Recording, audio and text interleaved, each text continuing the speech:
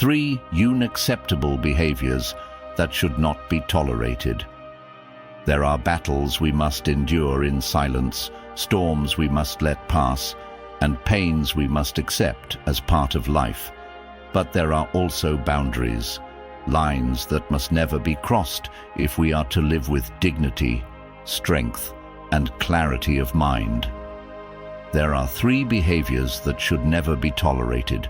To allow them is to betray yourself, to break the inner fortress of your soul. The first is manipulation. Few things are more dangerous than the subtle chains woven by another's cunning. Manipulation disguises itself as concern, as love, even as friendship. But its purpose is always control. Epictetus said, "No man is free who is not master of himself."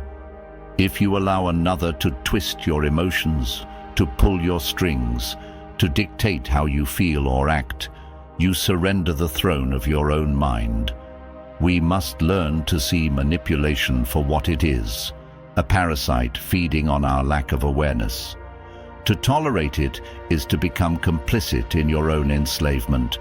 The one who seeks true freedom must cut such ties, no matter the cost, because there is no cost higher than the loss of your own sovereignty.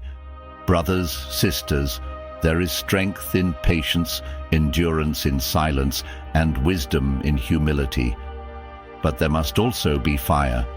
There must be a point where we rise and declare, "This I will not allow. This I will not carry. The world is already heavy enough.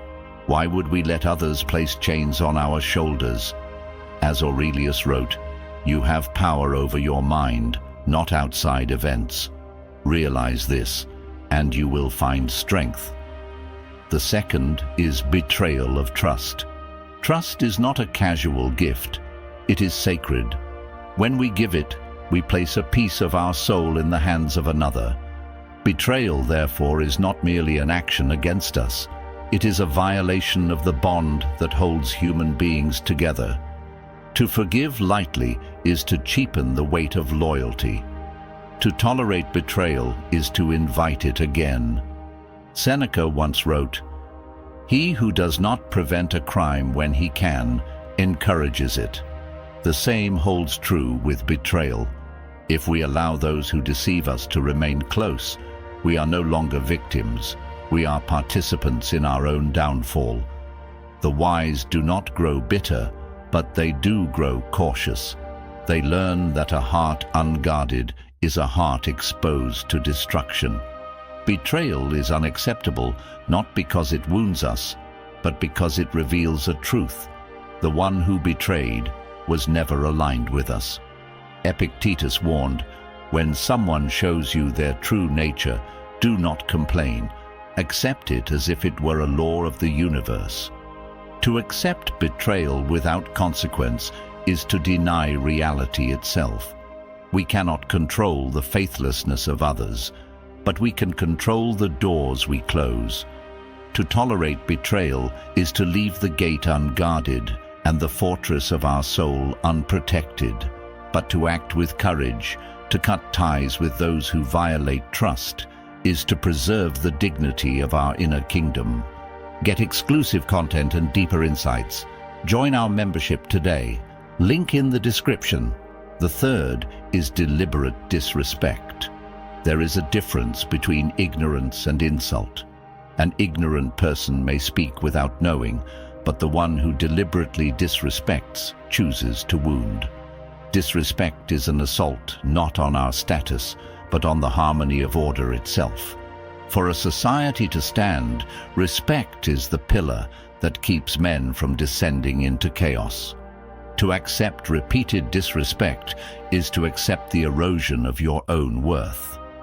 Marcus Aurelius once reminded himself, "The best revenge is not to be like your enemy." That does not mean we should sit silent when dishonor becomes a pattern. It means we do not lower ourselves to pettiness, but we also do not allow the boundaries of our dignity to be trampled. To let another degrade you is not an act of kindness. It is an abdication of self-respect. Disrespect tolerated becomes disrespect multiplied. If a man allows himself to be mocked, dismissed, and dishonored, he is not showing patience.